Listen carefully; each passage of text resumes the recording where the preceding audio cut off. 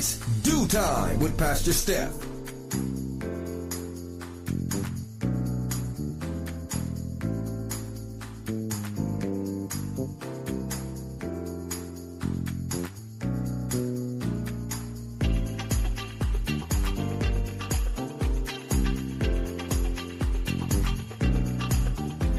Good morning, good morning, good morning. Rise and shine. You're on with this Due Time with Pastor Steph. How are you this morning? That's what I like to hear. That's what I like to hear. For this is the day the Lord has made.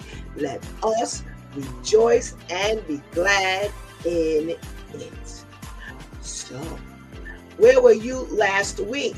Last week we started off shaking the Monday morning blues, and we got that talking about that horrifying story about the guy who didn't quite clean himself after he had a very, very bad diarrhea episode.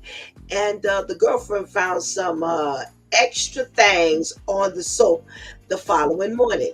Now, that took us all the way to the fact that we have family members that co-sign on our ridiculousness, our nastiness, our unrighteousness, our disrespect. Yes, she was contacted by mom and sister of the guy who was upset because they said that she disrespected him. She embarrassed him. Moms, sisters, dads, friends, cousins, siblings, we cannot co-sign on your disrespect and your righteousness. God is expecting us to step up to the plate and make sure we do what needs to be done at all times. Yes, what is our responsibility to the next man? Yes, we do need to treat people properly, and we need to make sure that all of our loved ones, when they come to us asking us to co-sign on their nastiness, and nastiness is quite broad, whether you're disrespectful, whether you're inconsiderate, whether you're just mean, whether you're just wrong, are we going to do the right thing and say to them what God has required us to say? I don't know. You make up your mind. Let's talk about it. Tuesday rolled around and woo! Church Folk Day was raining with the question, do we keep secrets in the church? Well, what kind of secrets do we keep? And if you do, how do you consider your secret keeping? Are you the one who keeps the secrets by talking to other people in the church and letting them know what they shouldn't be knowing? Are you able to approach your pastor about a possible secret you've heard about him or her? Well, Pastor Vinny had his own personal experience with that.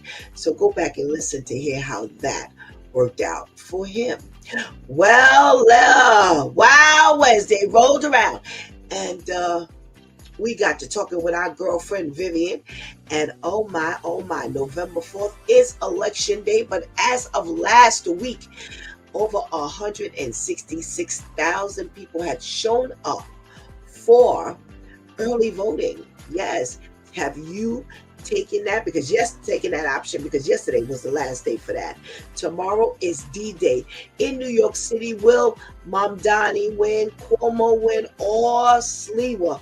I guess we gonna find out which one is going on. And we talked about the fact that the MTA has, on the R train, they're running some testers as to if they put up these barriers, will that stop the subway surfing? I don't know. Pretty much when people want to do what they want to do, they're going to do what they want to do. It don't even matter whether it makes sense, whether it's safe or anything else. Oh, my. Well, Thursday, Therapeutic Thursday rolled around, and we got to talking about Christians and Halloween. Are we merging Christianity and Halloween? Should they be merged? Are they merged in your church? Are they merged in your life? Well, you better make sure you do not do the wrong thing. Well, Freestyle Friday rolled around and we got to talk about our girl Keke Palmer and her Southern Fried Rice trailer.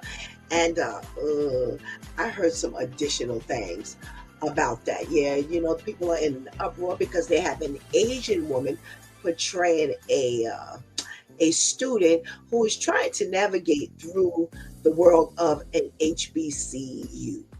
And over the weekend, I heard some other little things that's going on. Not only is she just portraying a student, but she's portraying a black student. So she's got nails and all kinds of things and talking the way black people are supposed to talk. So yeah, that's one of the reasons why the community of this side of the fence is in an uproar. They were like, Asian people wouldn't be writing about us. Asian people ain't gonna watch this thing. Will black people watch this thing is a question. So I don't know. I don't know what Keke Palmer's goal was, but it's met with a lot of scrutiny. So there you have it. I say go back and listen or go back and watch for everything you missed. And if you missed anything during the week, you want to go back and you want to watch exactly what happened. If you can't watch, but you can listen, make sure you go on StreamYard to our podcast, Apple iTunes, Apple Podcasts, let's see, Audible.com and Amazon.com and all over the place. iHeartRadio, Spotify. Like I said, if you're driving and you know you can't be watching the road and the screen, make sure you listen. You don't want to miss anything that's happened here on His Due Time with Pastor Steph last week. Okay? All right. Well, we are shaking the Monday morning blues all over again. The first Monday in the month of November, and we just hit daylight savings time. So the clock went back. And how many of you enjoyed that 1 hour? I sure did. Overnight, I didn't. But during the day, I definitely did. And I'm so happy to have you with me this morning. So let's get this party started. Go ahead and get that healthy breakfast. Go ahead and tell somebody, anybody, everybody that it's due time with Pastor Steph is on. And whatever you do, don't go anywhere because we will be right.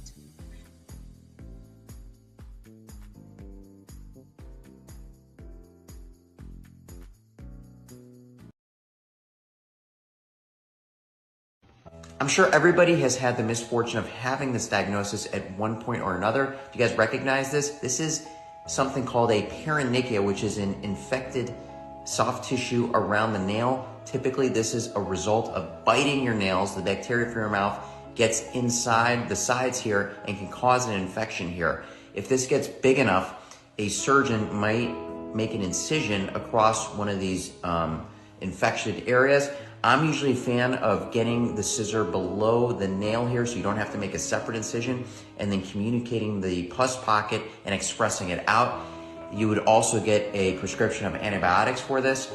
You should also soak this finger in warm soapy soak. So if you start recognizing this happening at the house, try to squeeze out any pus.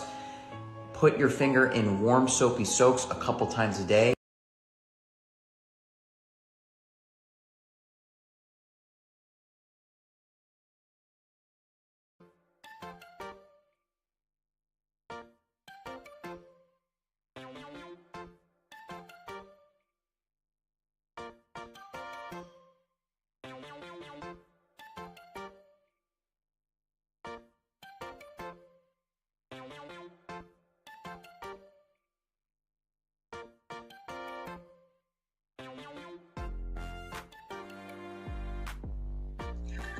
Good morning, and good morning again. Welcome back to It's Due Time with Pastor Steph. And it is Shaking the Monday Morning Blues Monday. Yes, we are back here already at another Monday. Time is moving. Tomorrow is election day, the first Monday in November. And I'm hoping that all of you got an extra hour's rest because We got it. Now, whether we took it or not, I don't know. But I'm hoping that you're well rested and you're ready to chat because I don't know what we're going to talk about today. Yeah, I got some news, but I don't know. I don't know how that's going to pan out. But I got to say good morning to each and every viewer that's out there, providing that, you let me know that you're there. So give me a holler, give me a shout, say good morning so I can say holla back. And we got the first check-in is Ketty. Good morning, Ketty. Thank you so much for joining us. Whoa, look who's quick on the draw this morning, Miss Charlene. Thank you for joining us, Miss Charlene. She beat out her boy Terrence this morning. Wow. We got a morning shout out from our boy Serge. Hey, Serge. How are you? Thank you so much for joining us. We got our girl Vivian in the house. Good morning, Viv. Thanks for joining us this morning. We've got our lady Tamika. What's going on? Thank you so much. I'm looking forward to talking to you in a minute or so. We got our Majesty in the house. Good morning, good morning, good morning, good morning. How are you? Yes, yes, yes, yes, yes. That big old pus thing on that finger, keep your fingers out your mouth. Your mouth, they say, is nasty. Yes, yes, yes, yes, yes. It's full of germs. We ain't got no room to be, biting our nails and stuff like that. That's an old school thing. We've learned too much, so you can't be biting your nails anymore. Well, before we go any further, we've got to make sure we say good morning to the ladies who keep us humming every single morning. Let's say good morning to our girl Shantice. Hey, Shantice. And happy birthday to Anika. Good morning, birthday girl. Good morning, good morning, good morning. We're so glad that you're on. We're so grateful to God for giving you another birthday. And 100 years old, girl. I knew you would make it. Thank you so much for being everything who you normally are to us. And have a wonderful and blessed day. We got a check-in from our Miss Grace. Good morning. Thank you so much for joining us. Trust that you're doing well, you're well rested, and you're ready to get that day going. What are we talking about this morning? I don't know. I got a couple of things here that our loyal listener sent in. And I don't think I'm going to have time to do both, but I just might. Let's take the foods that you should never eat with your medication, but you do.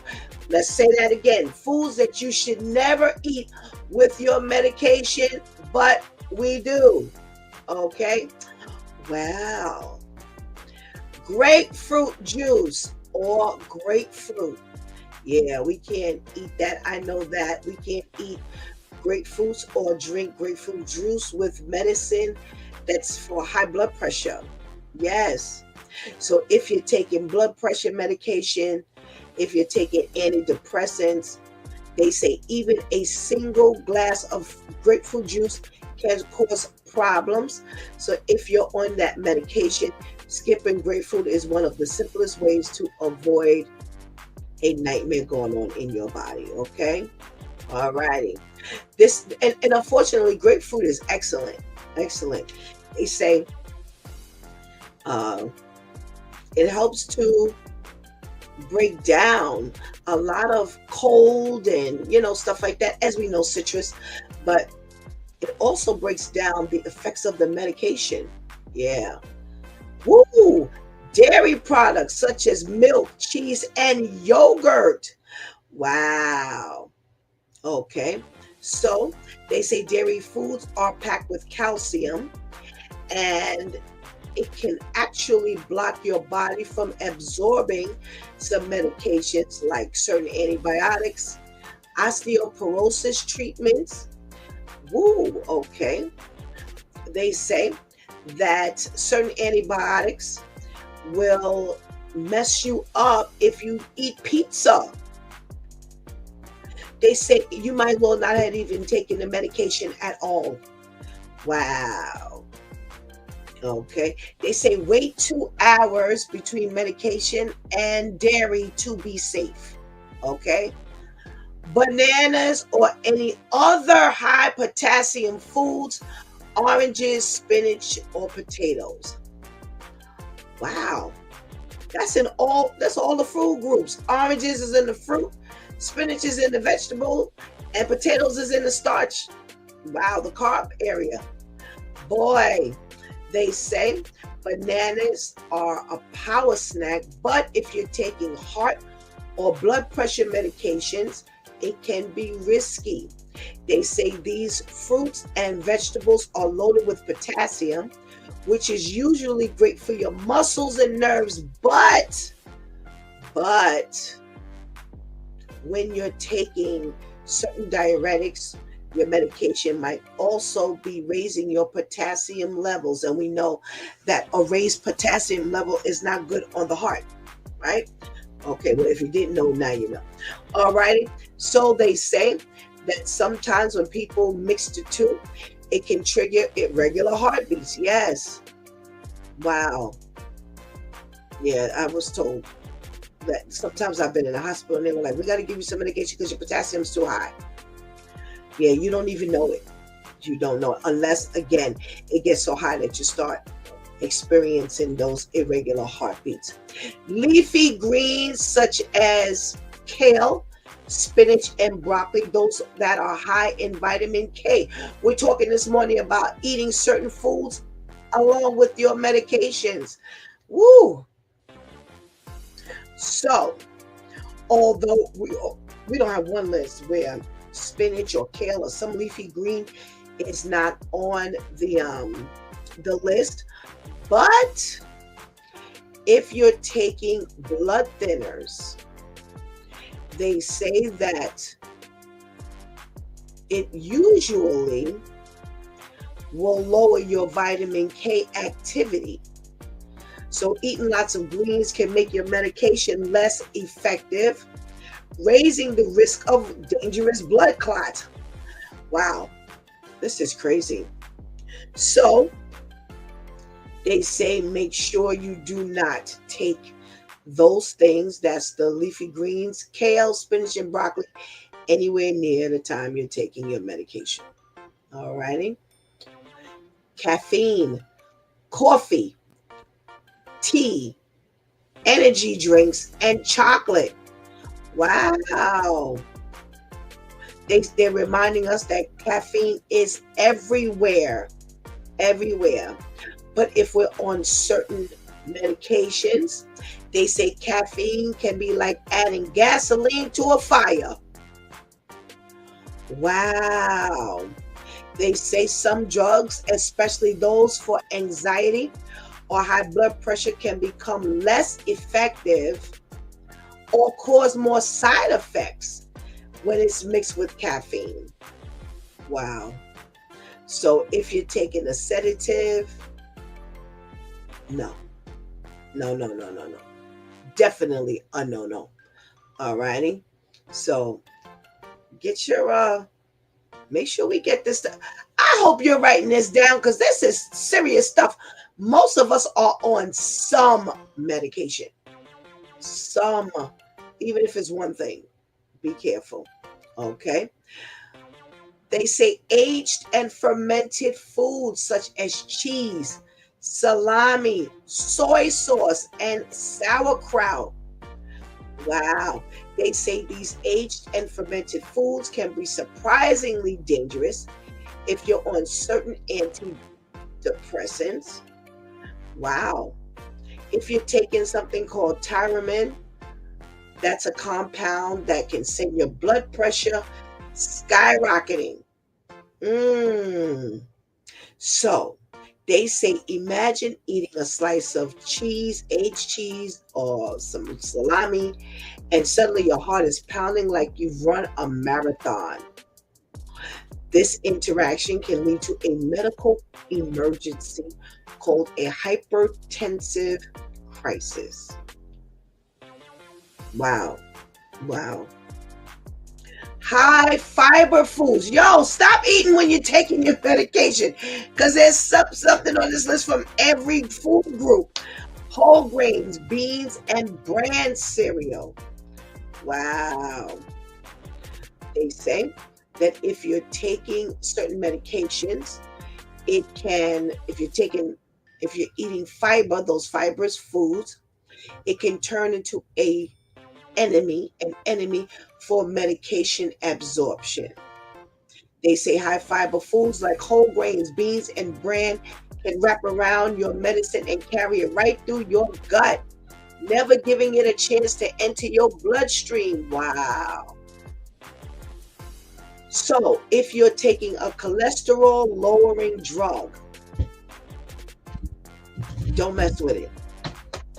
Don't mess with it at all. Ooh, got some technical difficulties going over here. Black licorice. I love black licorice. I don't eat it much, but it's good. Yeah, it don't taste that good, but it's good. Okay. They say that black licorice has a potential hazard if taken with certain medications. Let's see. They say blood pressure medications. It can send your blood pressure up or your potassium down. Wow. And they say that combination is definitely a no-no. Whoa. Tofu, soy milk, and edamame. Wow.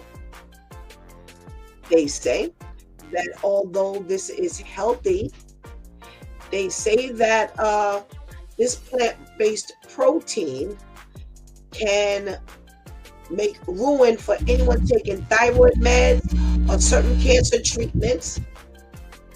You can't take those. Can't take let me read it again. Tofu, soy milk, and edamame. Be very careful when mixing those things. They say eating a lot of tofu or drinking soy milk might make your thyroid medication less effective, leaving you to feel tired or off balance. So, wow. Let's do that again. Make sure you have these things on the list. Tofu, soy milk, and edamame. Black licorice. Whole grains, beans, and bran cereal. Aged cheese, salami, soy sauce, and sauerkraut. Coffee, tea, energy drinks, and chocolate. We've got kale, broccoli, and spinach. Oranges, bananas, spinach, and potatoes. Milk, cheese, and yogurt. Grapefruit. All of those things you need to definitely, if you can't stay away from all of those things, but put some distance in between when you eat and taking your medication. Okay? Wow, that was big. That was big. That was big. I really hope y'all wrote that down because that is like, okay, so here's what I do. So I don't know how many of you have to take medication like once or twice. I take my medication before I go to bed. And I try my best not to eat within 2 hours of going to bed. So I'm hoping that does the trick. But when I go back to my doctor, I am definitely going to ask. All right. Let's see if we got some comments going on in this chat room. All right. We got some happy birthday shout outs. And we've got, I know grapefruit was on the list. Tamika says, I knew grapefruit was on the list. Anika says, wow, some good info. Don't know all of these foods affect meds. Yes, I knew the potassium-rich foods. Okay. Well, that's better than some of us because we didn't know anything. All righty. So let's see what we're talking about in the news today. I left out all the gory stuff. I just did. I didn't have enough. I didn't have it in me to talk about that this morning. I so didn't. But I do have a lot of advice for you this morning. And write these things down because this stuff matters. This particular thing I found very interesting because it's happened to me. They call them phantom payments. Now, I don't know how many of you heard about this, but they say phantom payments is the first warning sign that you're being targeted by scammers. So pretty much here's what happens. They're telling you to watch your credit card statements because you might find something like 37 cents, $1.12, $1.15, $2.18. Yes, they are very, very low charges that come over on your credit card statements. So here's what they're saying is actually happening: that people who are trying to hit your credit card for charges, what they'll do is they'll charge something very, very small just to see if your card is working. And the next go round, it's for much larger. I know they're not lying because I had my brand new, and it's on brand new credit cards a lot of times. So I had a brand new credit card come through. I would say maybe about a week or so after getting the card, I got a call from the credit card fraud department. I'm like, I ain't do nothing. I haven't even used the card yet. What they found was a very small, like, I think it was like a penny. Yeah, it was almost not even there. And they asked, had I approved it? Had that been my charge? I said no. So they canceled the card and they sent out new ones. Lo and behold, it happened again. So see, these things, I think we talked about this before. This is some internal stuff going on. Ain't no way in the world somebody else, and then is going to be doing all of this from just arbitrarily outside. I'm sorry. I'm not buying that. This is not internal stuff that's going on. And I think what they're doing is trying to see if you've activated the card yet. But here's the thing. A lot of times we ignore those charges. And that's what this article is referring to. Stop ignoring the charges. They say make sure you go through your credit card statement with a fine-tooth comb. And for those of you who have credit cards, do it. Before I make any payment, I go over every charge for that particular cycle.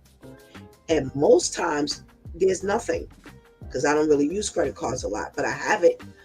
And as soon as I see anything erroneous, I don't care if it was a penny. So had I gotten a credit card statement from that card company and I saw the penny or the 2 cents, I'm telling you, it was like almost not even there. And then here's the thing. To me, they're stupid. The scammers are stupid. Of all times, now all of a sudden, people are going to start charging a penny, $1.12. And I know, don't misunderstand me. I know sometimes it can get that deep. Thank God it hasn't gotten that deep for me where I got to charge $1.12. But yeah, that's what they're doing. And now the credit cards are on to them because I'm telling you, I got a call twice I got a call. So be very, very, very careful. Pay attention to everything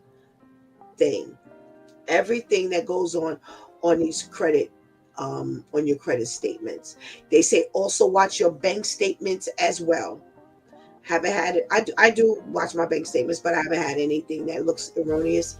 But definitely on those credit cards. All righty. We got a check-in from Miss Herlima. Good morning.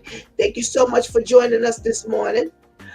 What else are we talking about this morning in regards to some information? Well, the gas stations are now in trouble, but not for gas. No. So we have those gas stations, that is. We have those gas stations that are facing a lot of heat because people have walked up, the gas stations that have the stores. Well, they have posted some notices. Now, normally we'll see stuff like, if you, let me see, like no shirts, no shoes, no service, something like that. No, they have gone farther than that. They have put no walkers allowed. Must arrive in vehicle to enter store. We have the right to refuse service to anyone. So pretty much there are people who go to the convenience store. They may walk. We used to have what we used to call a retreat house, and up the block, a couple of minutes away, there was a what do you call it? Dollar General. Not Dollar General, Family Dollar. And everybody used to just walk there, although it was kind of in a remote place. We just happened to be within walking distance, and it was only maybe 5-minute walk or so. Well, that's the way it is for some gas stations where people can just walk up to.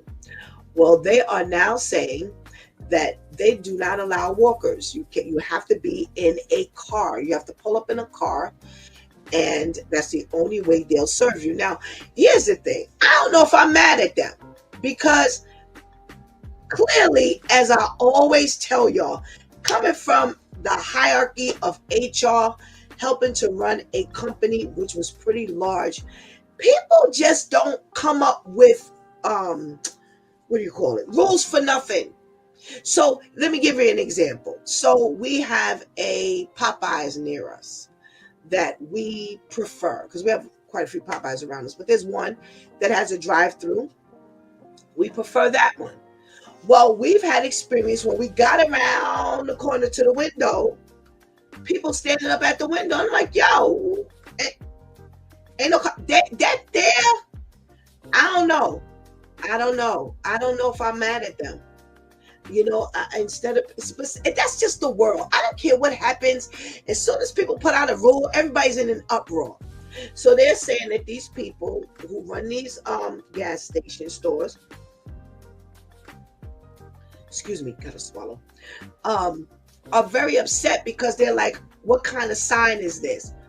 Well, maybe it's for somebody's safety, because maybe if you're getting in a car and you're getting out of the car and something erroneous happens, I can catch that license plate. But if you're on foot, then something else could happen. And then all I see is a person with a white shirt and some blue jeans, and I don't know.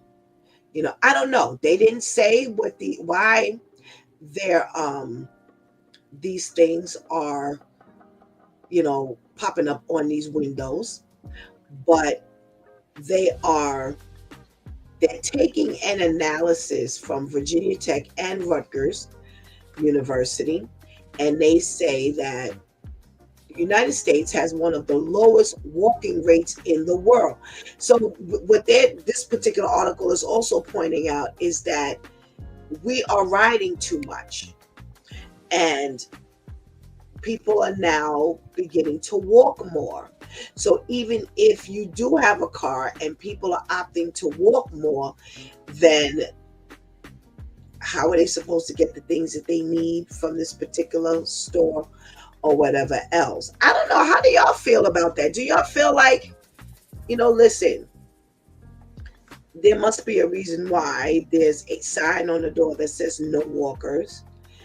Are you thinking that it doesn't matter, regardless of the safety, they should put it there? Like I said, the article doesn't inference or say why. They didn't say, they went and asked the people, why are these signs up on the windows or the doors? But they're just scrutinizing this and kind of going with what the people are saying. And like I said, I don't know if I'm mad at them. I listen, it's your store, and you have to be protected. Okay, different than what I was saying last week. It's Kiki Palmer's money, but it's a store, and you have to be safe. And I don't know if the reason why this has come up is because we've done stories here about people who have gone in the store and they've robbed them. Now, it doesn't mean that they can't rob them in a car, and maybe some people would say being in a car is more dangerous. I don't know. What do you say? What do you say? I don't know. All righty. What else do we have here? Mm, hmm. Well, let's talk about something else that's hot in the news. I found this very interesting. A judge, I'm trying to see where this judge is. This judge, as a matter of fact, it's a couple of judges. They say that they, meaning the government and what's his name, and Trump, the U.S. District Judge in Rhode Island ordered the Trump administration to make a full SNAP payment by the end of the day, Monday, or a partial payment by Wednesday to those who are recipients, and it's time for them to get their money. And I'm not seeing like what the consequences are, if there are any, but this Rhode Island U.S. District Judge from Rhode Island is not the only one. They have another U.S. District Judge from Massachusetts who has said the same thing. She says, allow defendants to consider whether they will authorize at least reduced SNAP benefits for November and report back to the court no later than Monday, November 3rd, which is today. Because they say there's more than 40 million people across the United States who have SNAP benefits. And you cannot starve these people. That this is not something that's acceptable. But here's the other thing that was interesting. They said that during his last presidency, Trump put a contingency fund together that is available for SNAP benefits if they should run into a government shutdown. So what are you doing? What are you doing? What are you doing? So you're going to get your own order because they said the order had never changed. So this is kind of interesting because, again, I didn't realize that they can actually make moves, these U.S. district judges. And they're saying that last week, some Democratic leaders from 25 states sued the agriculture department. And they're trying to force them to use the contingency funds to keep the SNAP benefits open. So people in hierarchy in these different areas know that there's this contingency fund. So why aren't you using it? Why are you telling the people that the benefits are not going to be there? Because that's what you put into place. Now they say in Texas and California, they had stadium parking lots that were converted into mass distribution sites. And they said families picked up boxes of produce, frozen meat, and other household necessities. So I'm interested in seeing how this goes. So they got till today. Both of the U.S. district judges gave them till today, Monday, because Saturday was the first. So sometimes SNAP benefits can't come through on Saturday, they said. But primarily today it would start. And nobody who's getting SNAP benefits should be without their funds. So now there's the agriculture secretary. When she was interviewed, she said that the contingency funds won't even cover about half of what November would cost. So what? Giving everybody something is better than giving them nothing. So get it going. Get it going. Get it going big time. We got to check in from our boy Terrence. Hey, Terrence. Good morning. Good morning. And good morning to you. Wow. I think it's time to talk to our due time crew. We got Brother Al and Lady Tamika on. Let's say good morning to Lady Tamika. You changed location. Yeah, I just switched it around a little bit. Okay, good morning. Good morning. And good morning. Thank you for joining us this morning. So, we got a couple of things going on. Have you experienced this phantom payment on any of your cards? No, I never have. Okay, which is good. Which is good. And like I said, you know, the scammers think that, this is not going to be flagged, but the average person doesn't bust out a credit card. And I'm going to tell you why. Because a lot of people who take credit cards, you got to have at least $5 or $10 to even use your credit card. Have you seen those signs? Like if you want to use a credit card or a debit card, you got to have at least $5.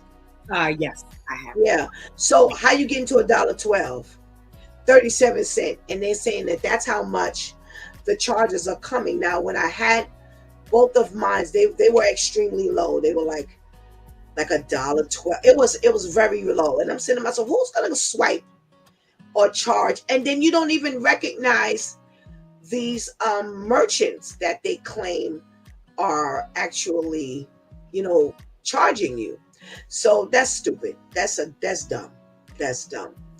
All right. So you got this gas station sign, these new signs that are up, and it says no walkers allowed, must arrive in vehicle to enter store. We have the right to refuse service to anyone. And people are in an uproar. Let me read some of the comments, Tamika, that people are saying. All right. I want to pick up some I want to pick up something because I'm seeing a few people. Why would they turn away business unless there is a problem? They have the right to protect themselves from people that are causing issues for them and their customers. Okay. So somebody says there's more to this. A business wants to make money. The article is missing why they did this. The reason may not be a good one, but there's obviously a reason. So, yeah, people are kind of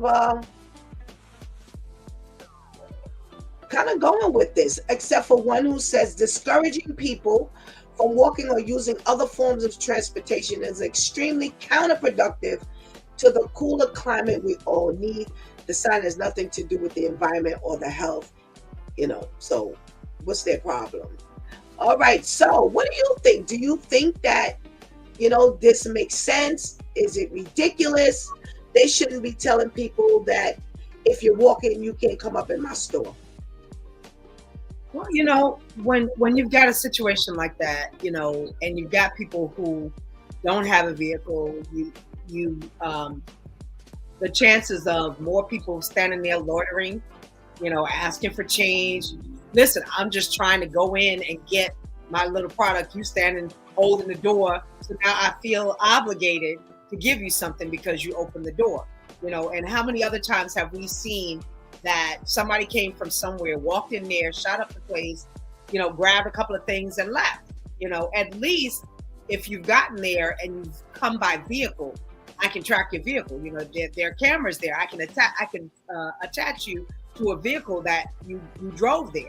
Right.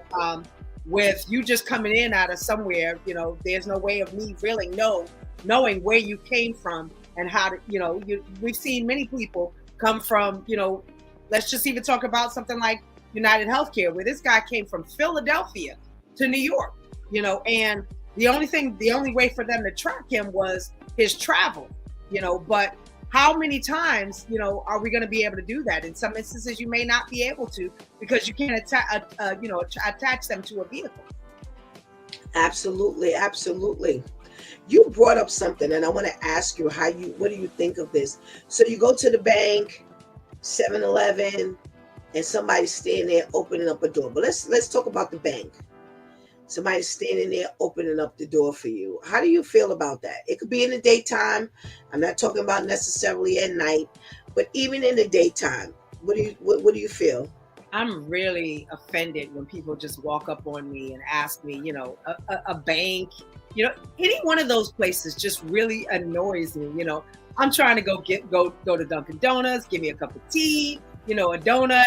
Okay, fine. It's nice of you to open the door, but I already know what your motive is, because either when I come in or when I go out, you're going to ask me for something, and I just feel like, come on, can I just go in there in peace? Especially with a bank. I've seen a lady, she goes in there and she stands for hours and she asks, she's selling her little incense and, but come on, find another place. The bank is definitely not a place.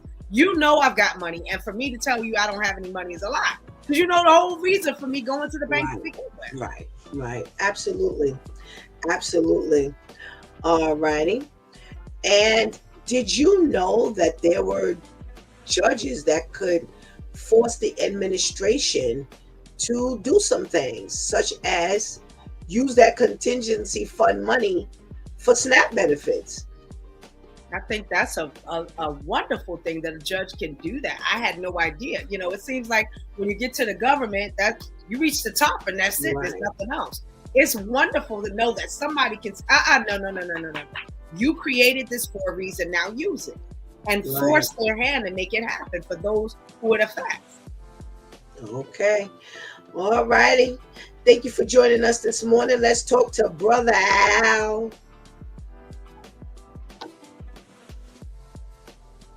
Chop of the morning. Chop of the morning. And I'll just say it nice and easy and slow. Abraham was the father of Isaac, and Isaac was the father of Jacob. And Jacob had 12 sons for real. And these were the children of Israel. You know what? I can't. We're going to start shutting off your mic. For real. Morning, Pastor Steph. Morning. Good morning, Brother Al. Let's get to talking. Yes, Do you know anything about these phantom payments they're talking about on your credit cards? Yes. Have you had that happen? Yes, I had it happen on my credit card. I had it happen in my bank account as well. And what happens is, on the bank account, like if you're putting some money to a different bank or you having something going on, the other institution would send like 36 cents or something to make sure it goes through. Right. So I think that's where these scammers got that from. You know what I'm saying? Makes sense. Yeah. So yeah, I've seen it, and like you were saying when I heard earlier, you cannot ignore none of that stuff. I call immediately. Hey, listen, where's this coming from? Oh no, I didn't do that. I call you. You have to, because again, that's they test to see. Oh, let me see if this goes through. Or hoping that, okay, let me put 12 cents on Pastor Steph, so you probably ignore it. They hoping you ignore it. So yeah. You got to. And they have the thing now where you can have on your account where if somebody spend a penny, my phone go off. Hey, Mr. Byron, did you put a penny in? Have it happen. Right. They have the alerts that anytime, that you can check that off. Go into your credit card settings and you can set alerts. You're right, Brother Al. You can set the alerts for like if it goes under a certain amount, or if anything is charged, your phone will send you an immediate notification. So you can do it. You can definitely do it.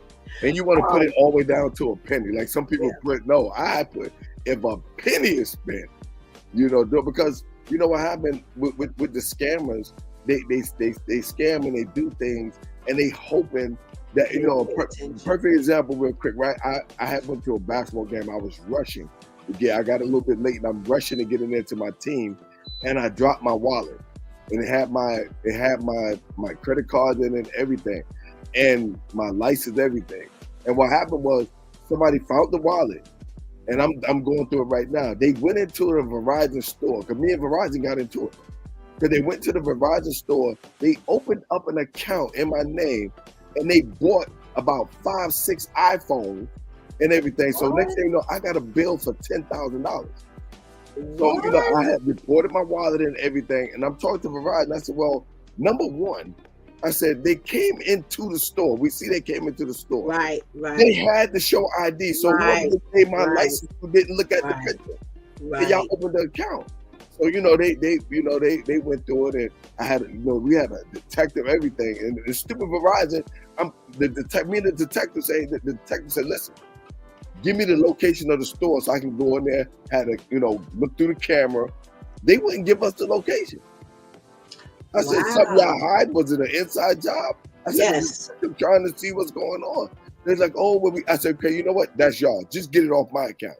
Right. So it went to collection and everything. So I got a letter from them, and they taking care of it. But just to show you that sometimes these people in the store not paying attention. They see so many people. Ain't no way that person looked like me on my ID. Yeah. Or they're so anxious for the sale that they don't care. Right. That they don't care. Like you said, when I go into my phone provider, no matter what I want to do, can we see your ID, please? Yeah. So you're asking, and so now what are you asking for? They're so desperate to get the sale that it doesn't matter to them. They're not even looking at a picture. What's the point of a picture if you won't even compare the people that's the person that's using it? Right. So they got a big one. 6 iPhones, 4 iPads. Like the person went in there and racked up. Wow. Yeah. It's crazy. Well, everybody, let this be a lesson. Check your stuff. Check your stuff. All right. So we got this gas station sign that says no walkers allowed. You can only be serviced if you arrive in a car, and we reserve the right to refuse anybody. You know, some people are in an uproar about this, but what do you think? Man, I don't think that's good. You know, because you may have some people that not live far and say, let me just walk down there and grab a few things out the store. It's the closest store to me. Let me just walk in there, grab a few things, and leave.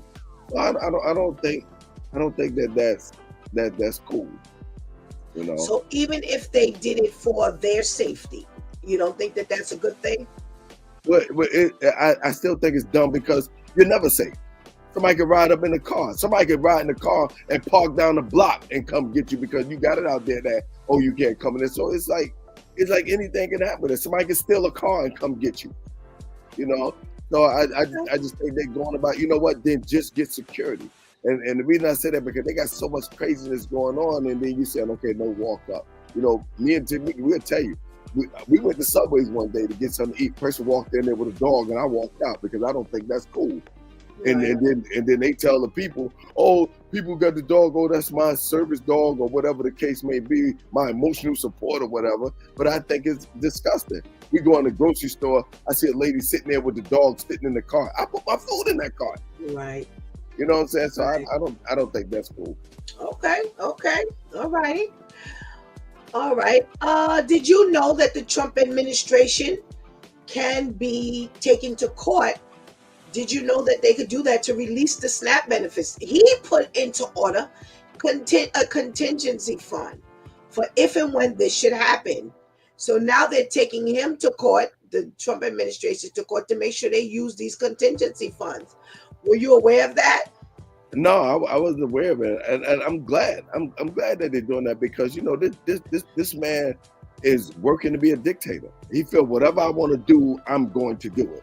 And you know, and I think with the government, what the problem is that they've never been used to a president abusing the power, and that's what he's doing. So they figuring out, dang, how can we handle this? Because they never had, everybody else, you know, might not have been a great president, but they didn't abuse their power like this fool. So, you know, I think they should really put in act, yo, nah, we're not doing that. This is what it's for. Y'all want to shut down, fine, you shut down, whatever, but we need to get these people this stuff. People out here are hungry, can't get food for their people. I think it's beautiful. All righty. Thank you for joining us. Good to have you on. Oh, yeah. Brother Al, let's talk to our Pastor KL. See what he's got to say here. All right. What to do, crew? Good morning. Let's get to talking. So, do you know anything about these phantom payments? I do not. In my 57 years, I've never owned a credit card. I'm sorry. I know nothing about it. Nothing. Okay. All righty. So let's move on to the gas station sign. No walkers allowed. You must arrive in a car in order to use this store and its services, and we have the right to reject anybody. What do you think of that? Well, first, when you said this story, you had to say it a couple of times because when you said no walkers allowed, I know what you're I saying. said, well, that's an ADA issue. You know what I mean? So these old folks can't come in there with no walkers. Right. So I was like, this is not what she's saying. She can't be It saying that. wasn't you. But oh, okay. I did too. I had to read it a couple of times. I was like, walkers? That's kind of cruel. Right. And I'm like, they need some food too. Um, but because I run stores, my store, my rules. You know what I mean? I don't allow children in my store who's under 13 without a parent. You know what I mean? I don't do that for a lot of different reasons. One, they rude. Two, when you have little children and they get snatched, now the police want to come up in your store, look at cameras. Ain't got time for all that. You should not have let this child out here at 5 years old with a grocery list. And then you got children who take your store as a playground. You know what I mean? They want to run around the toy section knowing they ain't got no money. No. So, my house, my rules. It hurts some people, but if it's going to benefit, the company, you got to go for it. Yeah. Okay. Some people mess it up for a lot of folks. Right. You know what I mean? Some people mess it up for a lot of folks. Absolutely. It don't take 900 people to do it before it has to become a rule. If they Right. that something, it could be 5 times and 4 times, 1 time it happens. If it's meant for the safety of the other customers, the staff, then it would make sense. These things don't just come out of nowhere. I always tell people. So I understand. I may not have experienced it, but it has to be a reason why they all of a sudden have started utilizing this right. So, hopefully it won't be, it'll help to, curtail. Like I said, I agree with Brother Al. It could happen with anybody or anything, but if they find that it's happening more with the walkers, then that's probably why, that's coming up. All right, my due time crew. Thank you for chatting about. What about the Trump? I want to talk about Trump. I'm sorry. Yes, the Trump administration being shut down and being forced to release these contingency funds. Were you aware that this was a rule? No, I definitely was not aware of that. EBT, or y'all call it snaps, is a big part of our business. But I will tell you this, and a lot of our people will be mad at me. But in this case, I'm on the fence because, it's time to stop this nonsense. You sitting down and all you doing is having children. You ain't going to work. Getting money and money and money and money. At some point, you got to go out. Now, I don't know if you know now. Now Trump has put it out that if you are getting benefits, you got to work at least 80 hours a month. So everybody and their mama trying to find a job now. You got to work at least 80 hours a month. Otherwise, you don't get it anymore. But some of these folks have been just living on this thing. Now, listen, I know if it's a stepping tool, I ain't mad at you. But when you got 12 babies, and I see, so what people don't understand is that when you spend your money here and you use the EBT or the food stamp card, after it cashes out, I'm able to see your balance. I see you don't spend $400 and I still see a balance of $3,500. Really? Who eating all this food? What y'all eating? Wow. Buy me a steak. Hook a brother up. Wow. Yeah. Some of these folks need it. If they had to get a job, they wouldn't be eating the way they eating. You got these kids bigger than sumo. These kids are bigger than sumo wrestlers. They're huge. No, I'm Right. sorry. No, you're right. Listen, if I had to spend my own money, I'm not buying all of this stuff as though, it's not going to hit my pocket, but because it doesn't hit your pocket, like you said, you're buying certain things, you're eating certain things, and that's how it's going to go down. And I'm glad to hear, I have to be honest, I'm glad to hear that there is, for those who don't. But see, here's a problem that I don't understand. Medicaid and SNAP are supplemental benefits. Generally, you must have some form of income in order to even qualify. It's not like getting public assistance in its entirety. So I'm trying to figure out, with these being supplemental benefits and you having to have some form of income, how are you able to even collect all of this benefit, and now they have to force you to work? I don't know. Tamika, did you realize, or how do you feel about being made to work at least 80 hours a month to qualify for the benefit? Well, I think that we have gone way too long with allowing, that type of thing. Whereas, you can have 4 and 5 and 6 and 7 and 12 children, and not, do something, and the mentality of some of these people who are used to getting it, they're not even trying.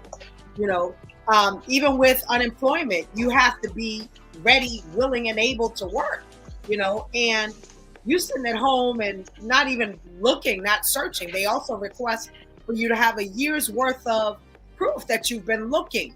Even if you didn't get a job, hey, what have you done in the last 6 months, in the last 3 months, in the last week, and to get comfortable, you sleep until 2 o'clock in the afternoon.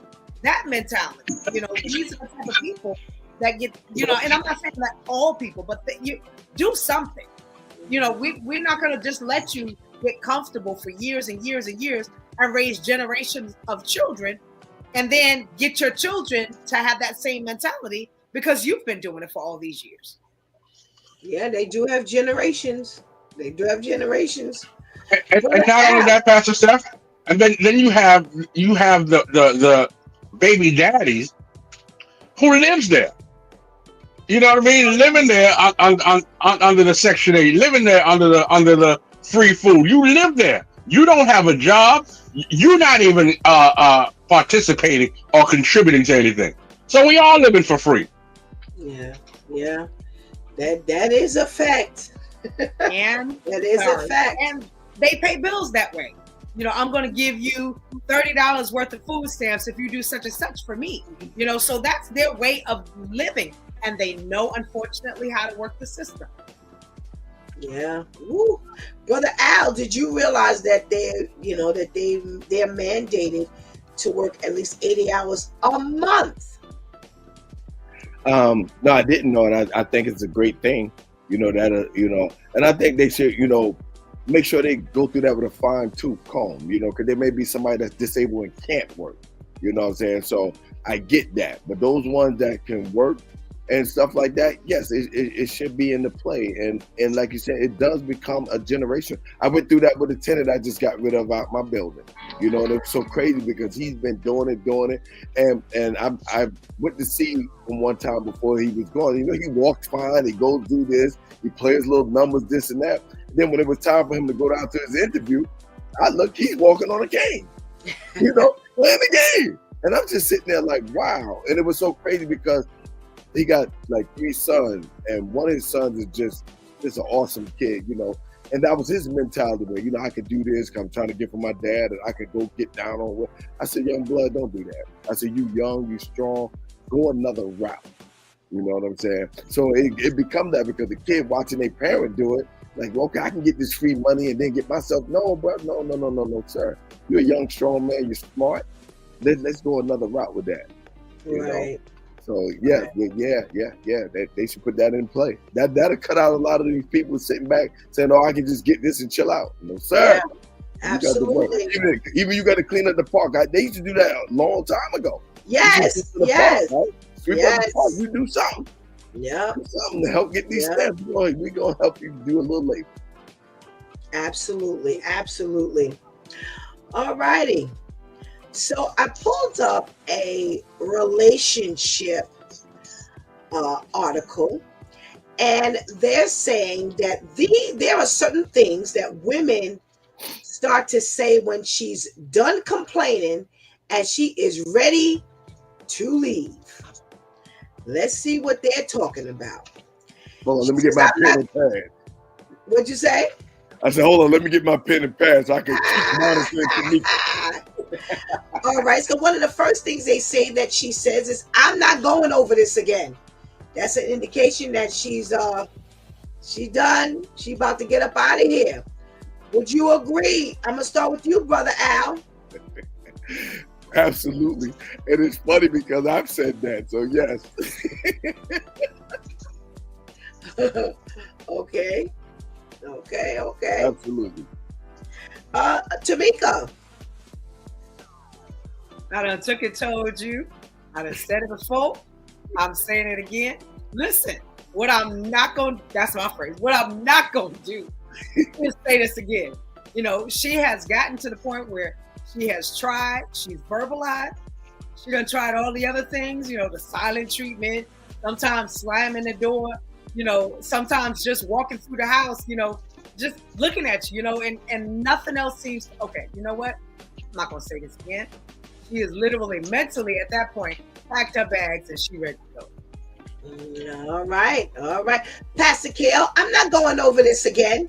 Is that an indication that she is done and she's about to get up out of here? Just might as well add another red flag to that draw because she's about to go. That is the final flag. You know, she's about to be out of it. She's not talking no more. Seemingly, she has said this before, over and over again. You act like you got it, but 2 days later you forget it. So no, I'm not saying it no more. All righty. Lady Tamika, they said she'll say, "I need to focus on myself." Is that an indication that she's done and almost out of here? Oh yeah, the fact that we're no longer a we, and I'm only thinking about me. I've already I'm ready to listen.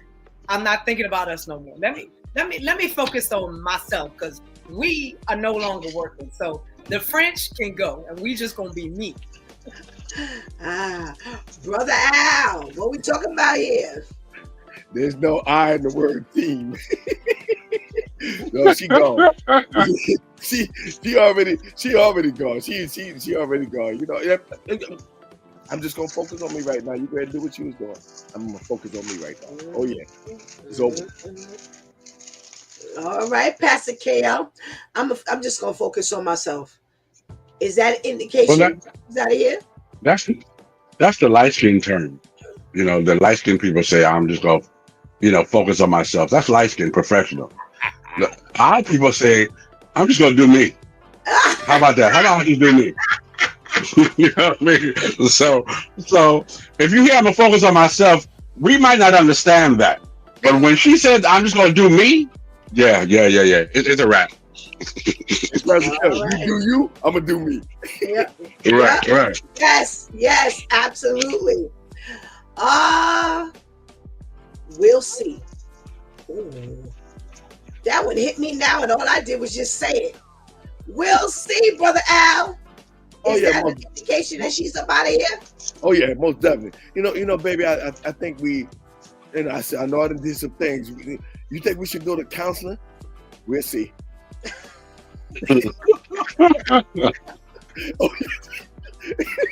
It's done. We'll see. Let's see what happens. Wow. All right, brother, Pastor KL. We'll see. Is that an indication? Yeah, baby. You know I'm here for you forever. I'm gonna be right here for you. Okay, you stay there. We'll see. you stay right there. We'll see. Wow. I'm feeling the ouch already, and it ain't even me. Tamika. We'll see. Y'all been feuding for a minute, and she's always cooking, and you get home, you kiss her on the cheek. She ain't said nothing. Real silent. Yeah. So I was thinking, when you made that meal the other day, that it was real, real good because you tried to fix things. You don't brought flowers. You sit it on the table. She ain't looked at the flowers. Flowers still wrapped up. You like, oh yeah, you gonna make such and such. I can't wait to get that meal. We'll see. Clock, you waiting for that meal? They ain't got there. 7:30. They ain't got there. We'll see. Pastor KL, do what you want. Do what you want. That goes back to you do you, boo. You do you, boo. I'm good. I'm good. Hey, do what you want. Do what you want. Do what you want. I'm not sure if I'll be here tomorrow to watch you do it, but you do what you want. Oh, Brother Al. Absolutely. Absolutely. Baby, I'm gonna go hang out with the fellas a little bit tonight. I ain't gonna be out too long tonight, okay? Do what you want. We gotta act it out for you. Do what you want. And she said calm, not yelling. Yes. Nice yes, and calm. that's right. That's why I didn't say it loudly. Right. Do what you want. My heart is bleeding here, y'all. I'm like, dang, you didn't push her. Yeah. Do what you want. Tamika, do what you want. You want to go do whatever, you want to. Well, I normally I do such and such, I'm gonna be a little late. Mm-hmm. Do what you want. That and we'll see, they go hand in hand. She not checking in on you. She not checking your speedometer. She not checking what time you get in. She's already checked out. Do whatever it is you want to do. And Pastor Stephen, us as men, we feel that too. And we look at you and be like, well, why you gotta say it like that? why you gotta say it like that? What's wrong? Or why are you saying that at all? Right. I mean, and I'm gonna come back to that. I'm gonna come back to that. Let's time room. I'm gonna come back to that. I got room for that question. I need space. I need space. Brother Al, I need space. What do you mean you need space? You don't see all this big this apartment is? But yes, that's definitely telling you, get out of here. I need space. And you in my space. I need space. Oh yeah, definitely. All right. Tamika, I need space. Mm-hmm. You go upstairs, she downstairs. You go in the kitchen, she in the basement. And after a while, she just said, I need my space. You pretty much, y'all can't even spend time in the same room because she's annoyed by your presence. Because mentally, she's already checked out and your physical presence is annoying her. So after a while, I need my space. Pastor KL, I need my space. Listen, get your matching luggage of those 2 A&P bags and get all that. Because it's time to go. Get the 2 A&P bags or the ShopRite bag and get to stepping. When she needs space and you in a 4-bedroom and she can't go into another bedroom, it's time to go. Start throwing out a rap. Here's your hat. Here's the coat. Goodbye to you later. Wow.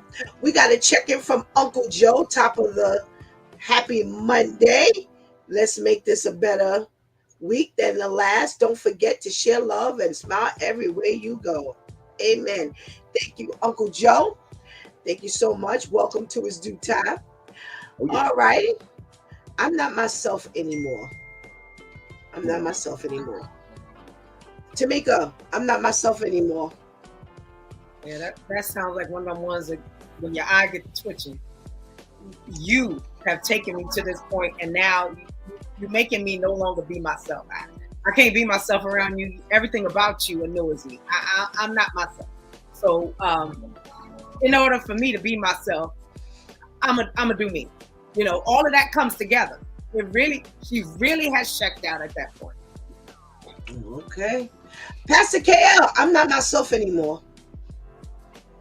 These are all wonderful signs, but unfortunately, we don't get it. She said, I'm not myself anymore. Well, go get a Snickers. Sometimes you got to have a Snickers to change your mind. You know, I don't understand how you're not yourself. Well, who are you, baby? Let's see if we can find you again. No, she's ready for you to go. You done Mm, changed her life. mm. I'm not myself anymore, brother Al. See, that's a short sign right there for saying I ain't that person you used to run over no more. That's what that's saying. I'm not that person you used to yell at and curse at and scream at. I'm not that person no more. Wow. All right, so we've got some other things that they have on this list that it ain't no hint. Okay, it's just I'm done and things like that. So my question becomes, what do we do? Oh, whoa. I'm getting this early, Pastor KL. Whoa, She's what do shouting now. we She's shouting. I'm like, where'd that come from? What do we do when we hear this stuff? For Tamika, what are you really just like, it's done? I'm not coming back. I'm not trying no more. I've given up. But you know what? Let me start there. No, forget that. Let me go to the men. Brother Al, are Oh, you really reading these signs for what it is? Do you think it's just talk? Do you think she's just going through the motions because she's emotional at the time? Or do you really read this as, because this list is saying these are the things she says when she is like checked out and she's just about to leave? Are you reading this for what it really is, or do you think she's just blowing smoke? well, speaking personally, I would read that. But most men, when they hear these things, they so cocky. It's like, okay, she's just going through it. Or I've heard men, she on her monthly. That's how she act like that, and they don't take it serious because you done did so much to this woman, and she's still been staying there. So you figure, okay, she ain't going nowhere. Not whatever. I'm going to hang out with the boys and them, and they don't take it serious. Mm. All right, Pastor KL, is she just blowing smoke? Is she just letting off steam? She's just mad. It's that time of the month. Or are you really reading this for what it is? Because I got to be honest, when you get there, you're there. You are about to get up out of here. Yeah, but let's go from the tail end of what Al says. You know what I mean?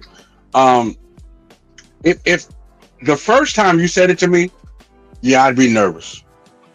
But if every other month you saying this to me, you done and you still here, give me a break. All right, she done this week.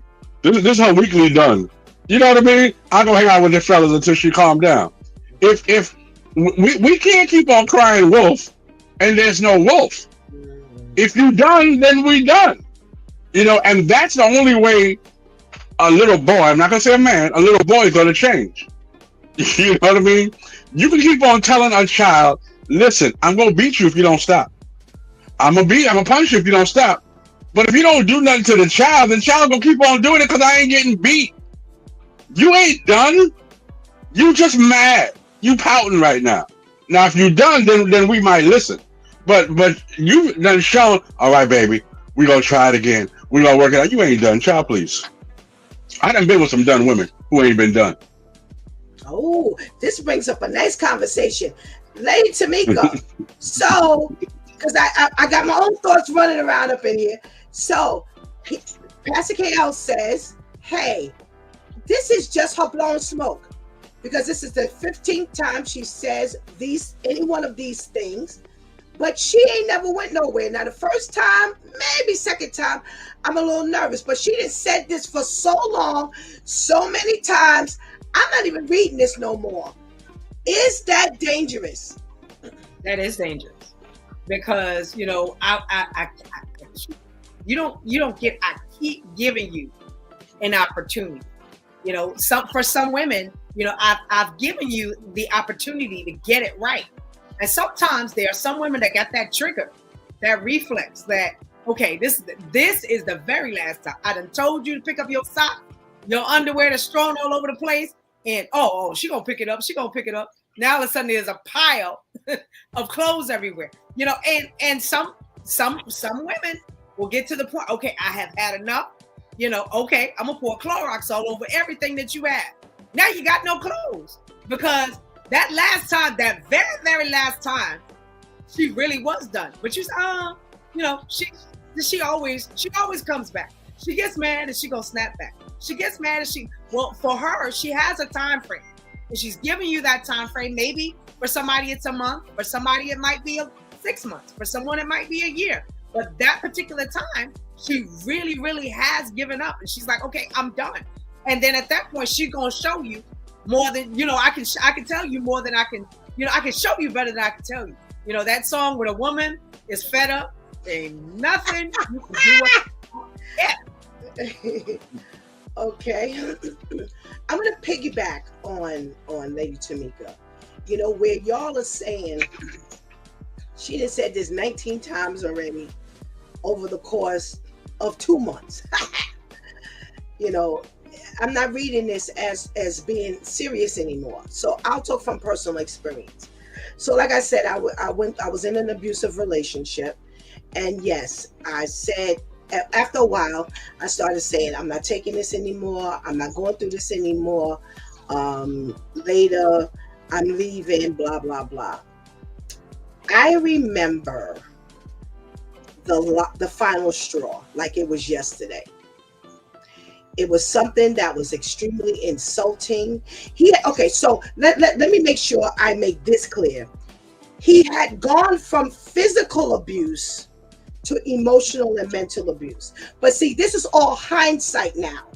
I didn't think about it like this back then. Excuse me. So he wasn't hitting me anymore.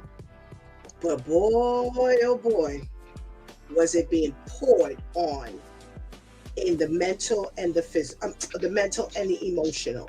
So finally, I remember, you know, before I'm leaving, I'm done, I'm not taking this no more. Until the day came when he said that one thing, and we were on the bus. We got on the bus. He said that one thing at the bus stop.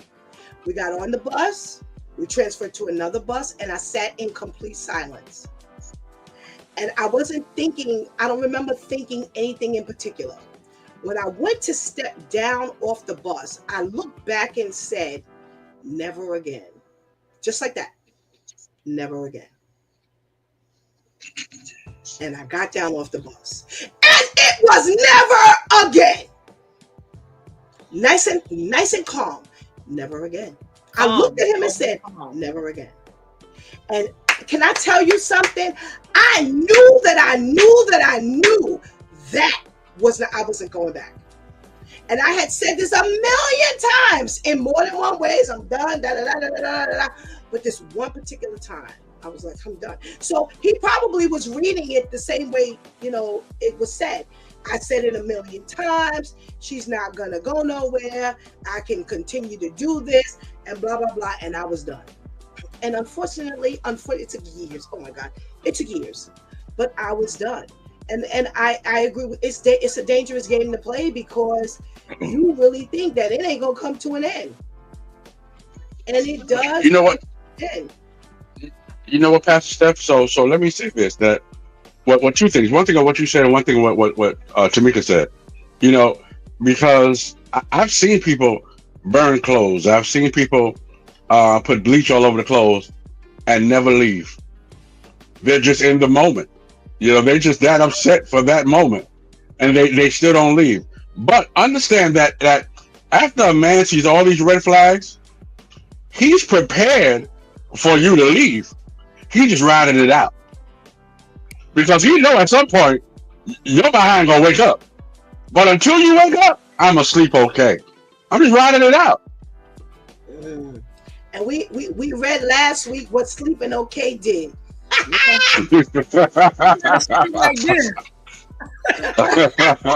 we when you sat back and thought you was gonna watch Toy Story.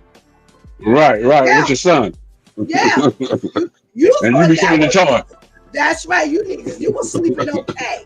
But it is extremely dangerous. And you know, and like you said, you know, as you was thinking, it came to me that something happened a while back. Because you know, one of the favorite lines that women would say is, "I'm gonna cut your private off." That was always said, and men like, yeah, all right, get out of here with that nonsense. Until I still remember her name, Lorena Bobbitt. Her husband raped her. He went to sleep and kicked her down. It was all. And so now men really started saying, whoa, I really better start paying attention to this and listening, because it was always said. It was always said. And us men would laugh at you. Yeah, you ain't gonna do nothing. Get out my face. And when it actually happened, I knew so many men that was scared, including myself, like, okay, wait a minute. Wait a minute. We better pay attention to this. Shantice just opened up something here, and I want us to speak on it. She says, you're really done. That's why we say it. But if God is saying not to go anywhere, we can't be done if we want to be obedient. That's why we can't always say what we really feel. All right, so let's just put this disclaimer out there. We're not talking about abuse. We're not talking about abuse. Let's just say that. Let's get that out the way. We're not talking about being in an abusive relationship. Okay? Lady Tamika, what would you say about that comment that Shantice made? Right. And our job is to heed what God tells you. Now, you could be annoyed, you could be stressful, but just like any other thing that we deal with in life, whether we're talking about marriage, whether we're talking about parenthood, you don't get the responsibility. You don't get the unfortunately, the world that we live in, everything is so snap. Get out. Everything's so microwavable. You deal with, you roll with the hard times, and you got to go. And you have to figure it out. And God will show you how. And that doesn't mean that every time your spouse gets you angry, you get to yelling and screaming at your spouse. You have to find a way to make that work. What are the problems? What are the concerns? Pray. Before you get to talking, pray about it and watch God transition those situations. Sometimes there'll be something that's said, and as you're praying to God, about the issue, don't keep saying, he keeps doing this, she keeps doing that, because what you'll find is a lot of times the thing that they're doing is in response to what you're doing, and God will show you how to transition yourself as well as maintain the relationship. Okay. I want to put this out there as Tamika was talking, it came across my mind. Let's talk about a married couple, for better or for worse. And people are always, I agree with her, every little thing, I'm leaving. And if God is saying, all right, well, this is supposed to be a relationship, can you keep saying, I'm leaving when you've made the vow? Because you can't take him putting the toothpaste top on wrong. You can't take him, as Tamika said, his clothes are on the floor. It's like, I can't take no nasty man. And how do you deal with this if you need to be obedient to God and say, you can't walk off from your marriage because, he won't close the refrigerator door and the ice keeps caking up. What do you do at that point, Brother Al? Well, man, that's such good that Shantice brought that up. That's why you get to know a person. Everybody's so quick to get married. Why did you get married? Or people get, especially women, and I ain't trying to put it, that's a big thing. My husband, and men too, my wife.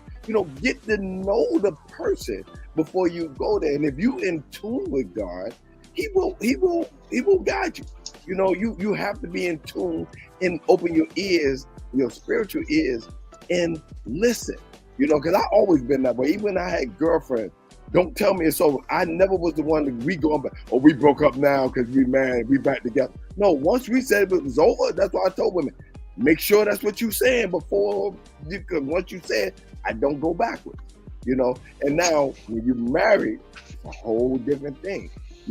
And one thing I will say to put out there to people, if you're going to get married, I strongly will recommend marriage counseling.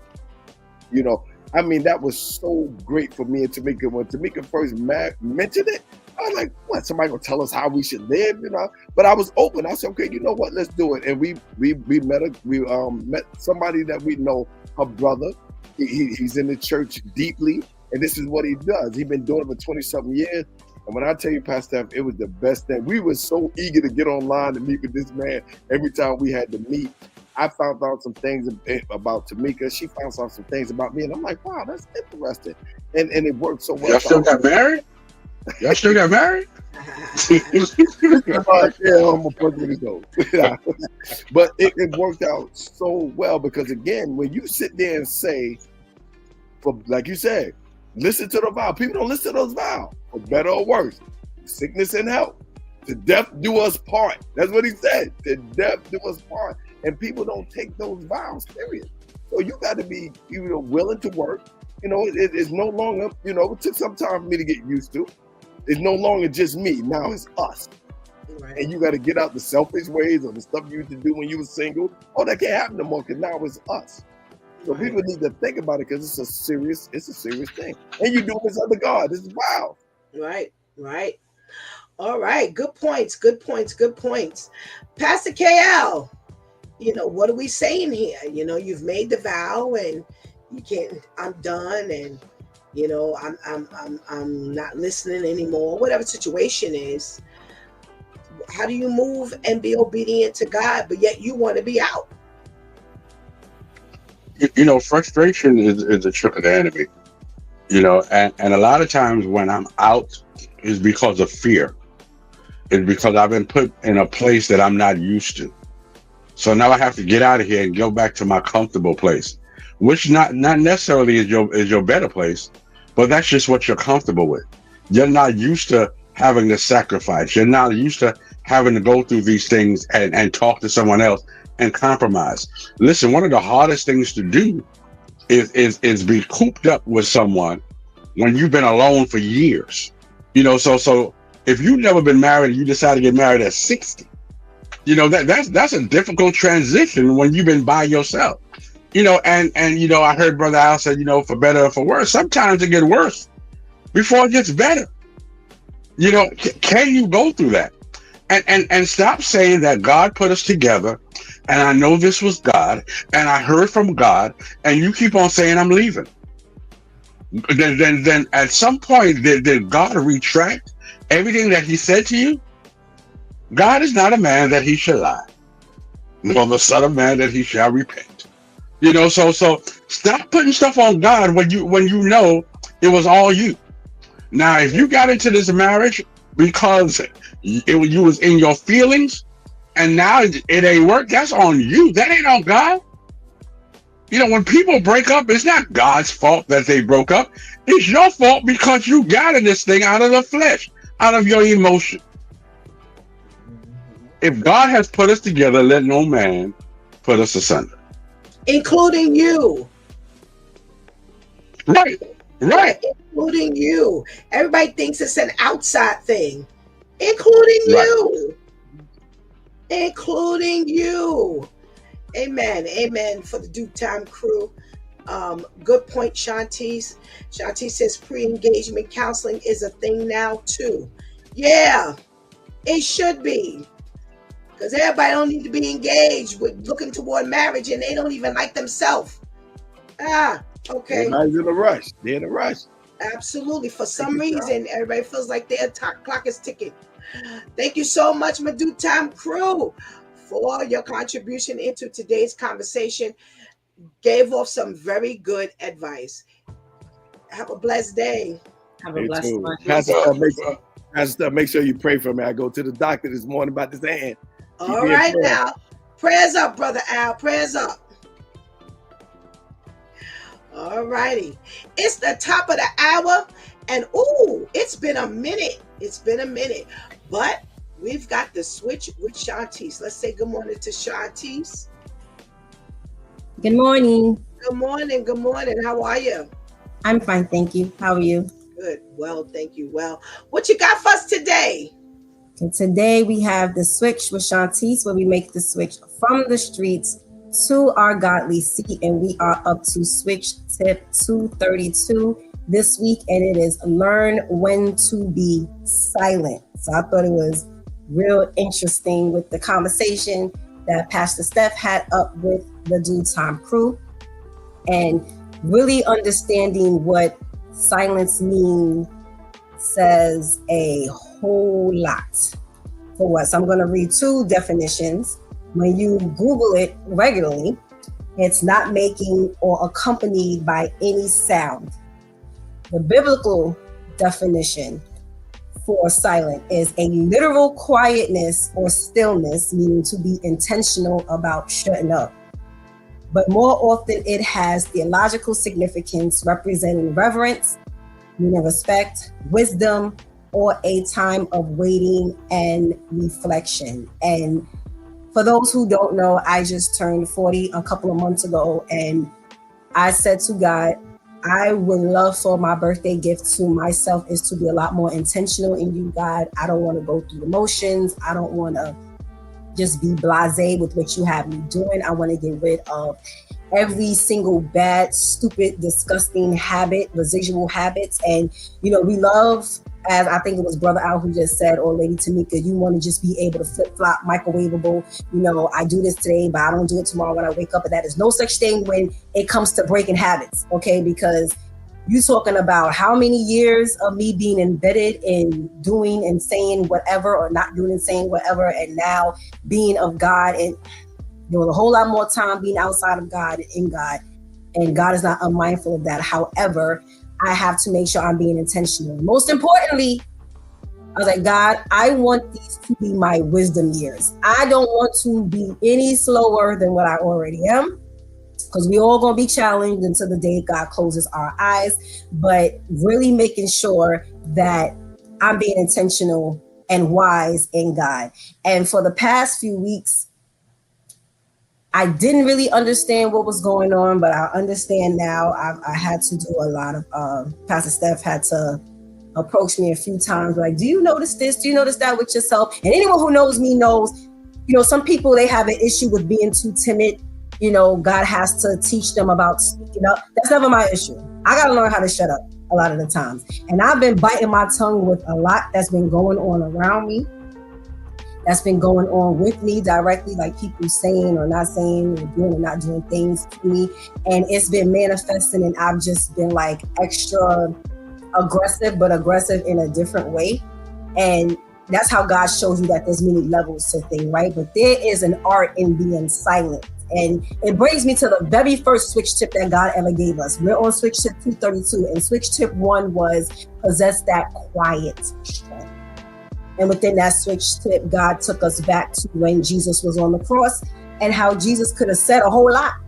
Jesus could have did a whole lot, but with his words alone, he could have shut everything and everyone down, but he didn't, because he understood his place and his position at that time. And silence shows wisdom. I keep praying for wisdom. Silence shows wisdom and restraint, meaning to compose yourself, self-control, which is one of the fruits, one of the 9 fruits of the Spirit. Proverbs 17:28 in the Amplified Version reads, even a callous, arrogant fool, when he keeps silent, is considered wise. When he closes his lips, he is regarded as sensible, prudent, discreet, and a man of understanding. So if there's a person that God will call a fool for whatever reason, but he or she learns when to shut up, they're considered to be wise in his eyes. I want to be wise in God's eyes. I just told you that's what I've been praying for. God, I'm 40. I'm officially a middle-aged woman. I don't want to look like you. Things are like popping out. You know, they just got finished talking about red flags. They're like so many amber alerts and sirens and everything going on with my ears and my vision that I'm seeing with people, even the small trivial things. And it's like, God, I don't want to look like that. If I look like that now, please stop me. Or please have me start certain things, because you're not allowing me to see and hear these things so that I can criticize the person or the situation or the place. It's so that I can make sure I don't look and sound like that. So I don't want to be considered a fool because I just keep speaking. And I be saying right things. And see, that's what be messing me up, y'all. Let me say, I'm not saying I'm perfect. I know I ain't perfect. What I be saying be right. It's just not meant for me to say at that time. And sometimes my silence can help for someone else to speak up. But what I also had to realize, that God helped me realize, was a lot of people be relying on me to speak, and they be shutting up when they need to start talking, and I need to be shutting up. So again, wisdom and restraint, self-control. I have the Holy Spirit, which means I already have self-control. Silence keeps you from sin. One of my issues there has been a particular sin that I have struggled with all my life, even before I understood that it was a sin, before I understood how serious the sin was. And I thought that because I've been able to kind of have that under control, I was able to kind of, without realizing it, it's like everything else I do shouldn't be looked at as bad, God, because at least I got this under control. And God is like, I don't know who told you that, because that is not written in my word, nor does my living word say that. So I don't know where you got that from. But it keeps you shutting up, keeps you from being sinful. Proverbs 13:3 Amplified Version reads, the one who guards his mouth, thinking before he speaks, protects his life. The one who opens his lips wide and chatters without thinking comes to ruin. Proverbs 10:19 Amplified Version, when there are many words, transgression and offense are unavoidable, but he who controls his lips and keeps thoughtful silence is wise. Psalms 141:3 Amplified Version, this is one I have to keep reciting by memory. Set a guard, O Lord, over my mouth. Keep watch over the doors of my lips, so that I do not speak thoughtlessly. Because again, what I be saying be right, but it's not for me to say either at all, for whatever reason, or not the time for me to say it. Speaking, a lot of the times when God needs you to be silent, speaking will interfere with God's work. James 1:19 Amplified Version, and this is actually one of our memory verses, but I'm going to read it in another version. Understand this, my beloved brothers and sisters, let everyone be quick to hear, be a careful, thoughtful listener, slow to speak, a speaker of carefully chosen words, and slow to anger, patient, reflective, and forgiving. If all you're doing is just talking, there is no time to listen, because you just want to get what you feel and what you think out, whether you're right or wrong. You're not being careful about the words that you use. And I don't know about y'all, but there's times as I'm speaking, before I get ready to say that next word, the Holy Spirit's like, don't you say that. And I have to be honest, and I'm like, yeah, but they have to understand my plight. And they don't understand the plight until I start cussing, or until the tone in my voice change, or until my body mannerisms display this.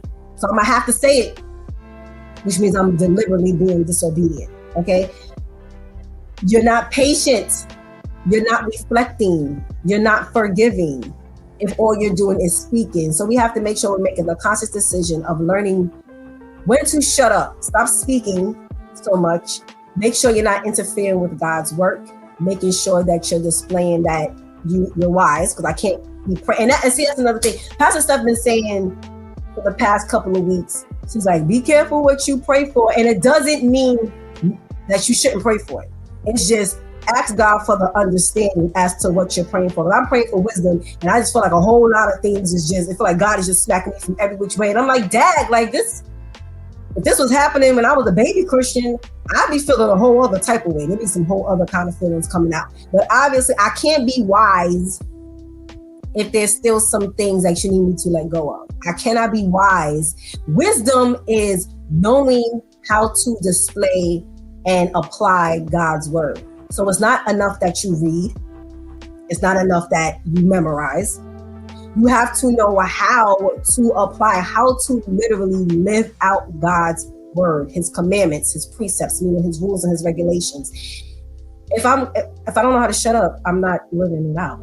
So he has to bring these things to my awareness. So making the conscious decision of making the switch from always talking to making sure we are learning to be silent, so that we can live right in wisdom, not interfere in God's word. And that being silent, it really helps us to become a better person, and most importantly, a better Christian, a better follower of Jesus Christ. Thank you, Pastor Steph. Thank you, Shantice. Thank you for that. A switch tip: learn when to be silent. Thank you for your contribution into today's conversation. You're welcome. Have a blessed day. Thank you, you too. Thank you.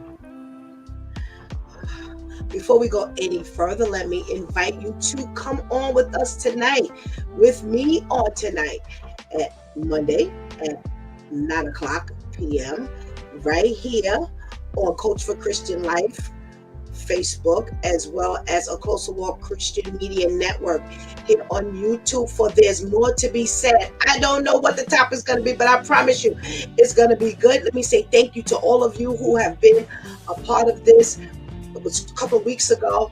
The numbers were absolutely great. So please tell a friend. That chat room was absolutely loaded. So please bring a friend, tell a friend, let people know what's going on, because I need you to talk to me. Let me know what you're thinking. I don't know what God is going to give me tonight, but I promise you it will be thought-provoking, and God needs you in this conversation. A shout out to Akusa. Good morning. Thank you so much for joining us. Okay, so I was listening to Shanti's Learn When to Be Silent, and as always, it always gets tied into our main topic. And one of the verses I came across was Lamentations 3:26. It is good that one should wait quietly for the salvation of the Lord. One should wait quietly for God to rescue them from a situation. So we talked about the things that women say that indicate that she's grown tired of being in this relationship, and now she's ready to leave. And you heard the panel and what they had to say about that. Then Shanti, with Shanti's help, because that's where I was veering into, what happens when we're in a relationship that we're married in? We're married. And now the God is saying, I didn't tell you to go nowhere. I didn't tell you to go anywhere. I didn't tell you to leave. This is your marriage. You've made a vow.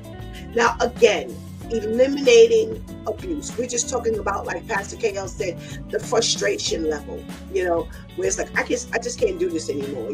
I didn't know I was marrying a baby. I didn't know I was marrying a whiner. I didn't know I was marrying someone who couldn't have kids. I didn't know I was marrying somebody who, couldn't keep a job. I didn't know. Most times, as Brother Al said, we do not spend enough time learning about one another. Because I'm going to tell you something. We've always talked about the representative. However, the representative can't hang around for so long if you're in the Lord. Why? Because God is going to give you a level of discernment that He is going to either have you ask questions or talk about something, or just watch what the person does. How many times have you gone out to dinner? I remember my grandma used to say group date, and I was like, everybody be like, why we got a group date? Let me tell you something. You can find out a whole lot in that group dating. So we're with 5, 6 other people, and you always forgetting your wallet. Okay. We're out with 5 or 6 other people. You always scrutinizing the server's behavior, and you don't know if you want a tip. We are always going out to eat as a group, and you order the salad, and you hungry, and that's all you get. I'm dating you now, or this is a potential person that I'm potentially looking at to go a little further. And I notice you always order the salad and you don't get nothing else. That's a flag, believe it or not. It's a flag. Or I'm noticing some other things. I'm noticing that you're kind of withdrawn when we go out. Now, here's why I bring all those things up, because after you get married, and you begin to spend more time with these people or this person, now you're really beginning to see some things. Oh, every time I have somebody over, he don't talk. He wasn't talking when y'all used to go out in a group date. Oh, I notice when we go out now, he's always complaining about the price of things. We need to go to a cheaper restaurant. When he was only ordering salad, or when she was only ordering salad, you didn't pay attention to that. All these things are flags. So now we're in this relationship, we're in this marriage, and now all of these things we notice, and you want to go. Well, I spoke last week about one of the tools God gave me in when we're dealing with women or men, when you're dealing with someone who has a lot of hang-ups or a lot of issues, and as Tamika said, he's throwing his clothes all over the floor, and I didn't know this because we didn't live together, so, and I'm not telling you to go live with the person, but other little things will indicate that he's a slob. Other things will indicate that she's a slob. I've had men tell me, oh, by the time, she was inviting me over and we didn't go. And finally, when I went, I couldn't even get in the door because I was stepping over things and she was making excuses. Oh, but I was rushing this morning. I had makeup. No. Pay attention. Because guess what? You're not going to be led to invite that person over who you are potentially trying to deal with on a long-term basis, and you don't think that I left the house untidy. Let me not bring him home. Let me invite him over, because before I clean up, I got to make sure that happens first. That to me is a flag. That to me right there is a flag that they don't care that they're slob in front of you, because they feel you should understand. Flags. So now we're in this relationship, and now we're at our wit's end.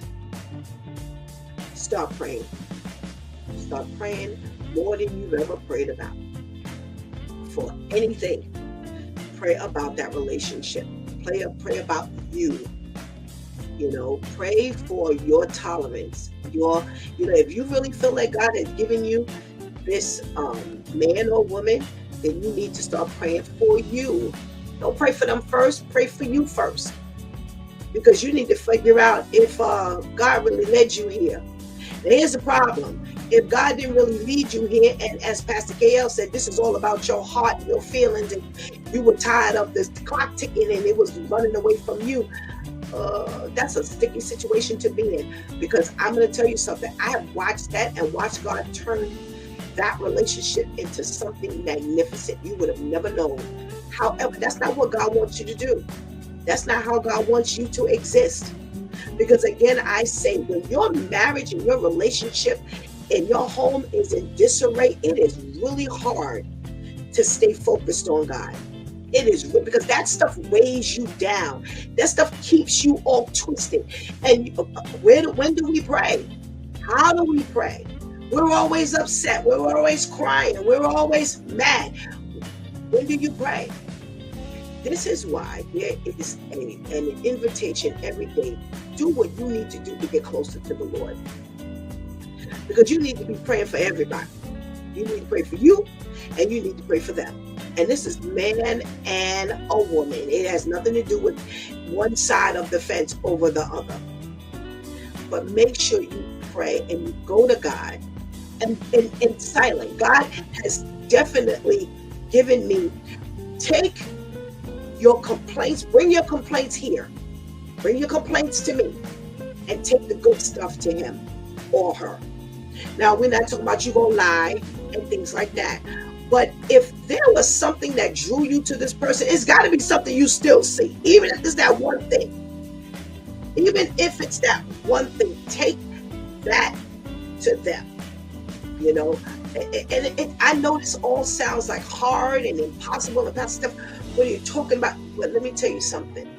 Silence is golden when you're in a real rough relationship and all you two do is argue. I have seen where couples could not talk more than 5 minutes before the finger pointing started, before the blame game got started, before everybody was crying and screaming. And I'm like, oh my gosh, what are we doing here? Because see, I'm not sitting through that. I've taken y'all separately and we've worked this out. And then when y'all get together, and I'm saying, well, no wonder y'all can't fix this, because y'all can't even talk. Or the better ones where nobody remembers anything. You talk to this one, they remember it one way. You talk to that one, they remember it another way. Boy, this makes for a hard counseling session. So Brother Al mentioned counseling. Shanti said even pre-engagement counseling. It is important. Because you are going to run yourself into a space where you're going to have to be silent. And you're going to have to let God do his perfect work. Yeah, because you moved preemptively. You didn't have any business in this relationship, and you insisted that this was the one y'all that went and got married, and all the red flags were there, but because there was no pre-engagement, because you don't care. All you have is one focus. That's it. Now you're at a point where you're going to have to be quiet, because every time you open up your mouth, you add to the problem. This is why, let me tell you something, and people don't want to hear this. This is why it is so important that you develop a relationship with the Lord before you go into any relationship. Yeah. Because if you don't let God work on you, you take all that nastiness, you take all those bad habits, you take all that selfishness straight into that relationship. You got one focus, your goal is to do this or this because you need status. And what happens? You lose your own identity. Because now it's all about him. I have to make him look good. I have to build him up. I have to, and then 5 minutes later, you mad. I can't find myself, and I gave all my time to him, and all. Now, you're gonna have to go before the Lord. You're gonna have to be silent. And again, I'm not talking about abuse. But I'm going to be honest with you. Most of the dysfunction in a relationship, most of it is not abusive. Most of it is about everybody's will, what they want, what they will not do without. He doesn't know how to listen. We just talked last week about a guy who the woman wrote that he did not have enough respect, and he ended up having a very bad diarrhea episode and washed up and did not clean off the soap. Well, here's the first problem. Sharing soap, even if he had rinsed off every bit of the residual, would that soap have been clean? No. But we've got to be that thoughtful to understand, I need to just get rid of that soap. But because we are channeled into who we are, and I was so sick, and I would have done it had I been feeling better. And now mama is co-signing this, and sister is riding you because you embarrassed him. These are the things that we could see a mile away if we were to focus. Even when we have our eye on somebody, you need to be silent and you need to go to God.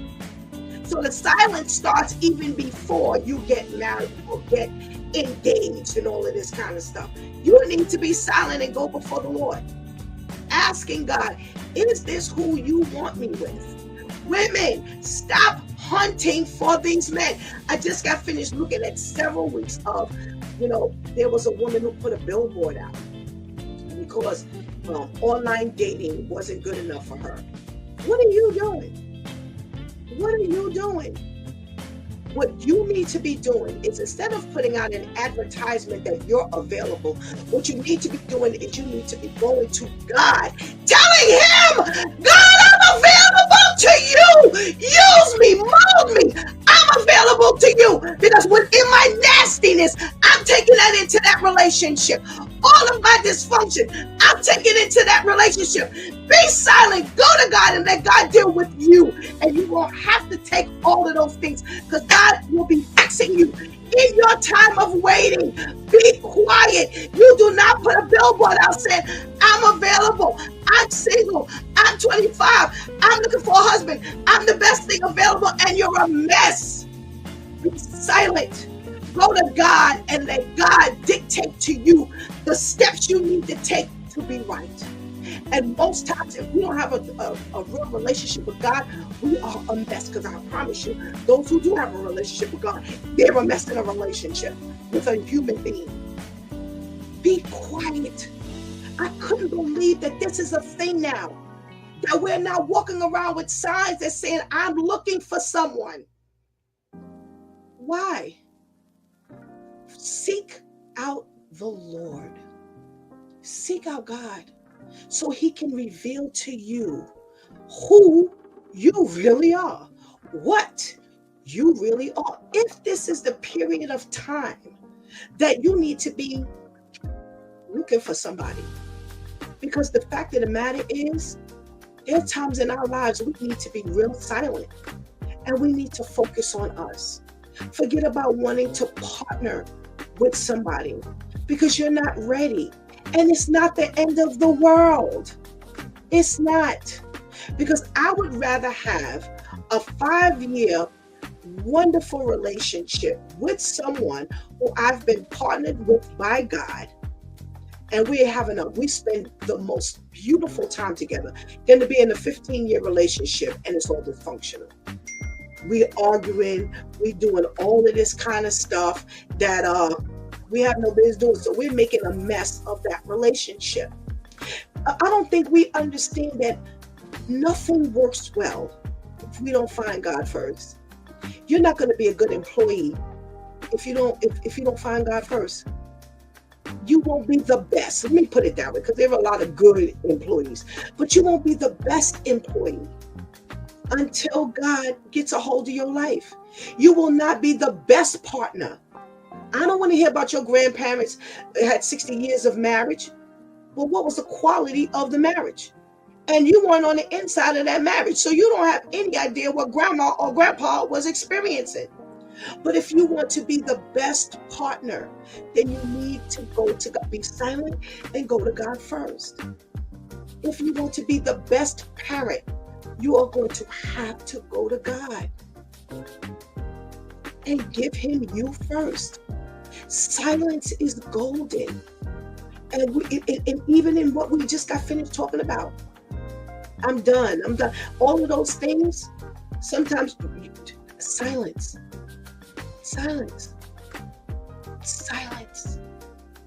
And in your private time, go to God.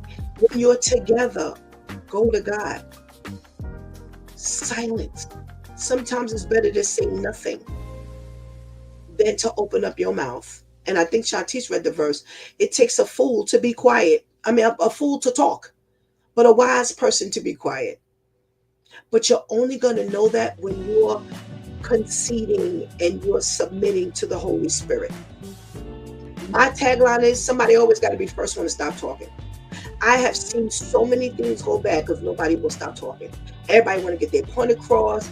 Everybody is important. I got to explain myself.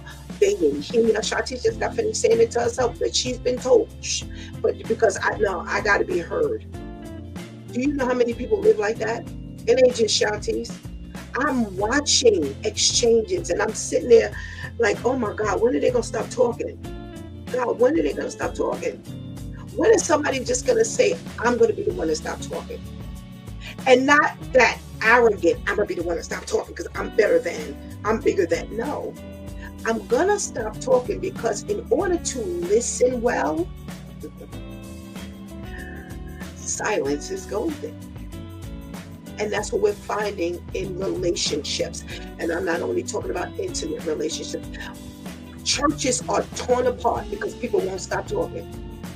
We just got finished last week talking with Pastor Vinny and Pastor Brenda and Pastor KL about how the secrets, what's a secret in the church? People are talking, so the gossiping is going on. People are talking, so the church is being torn apart. Whether it's a disagreement on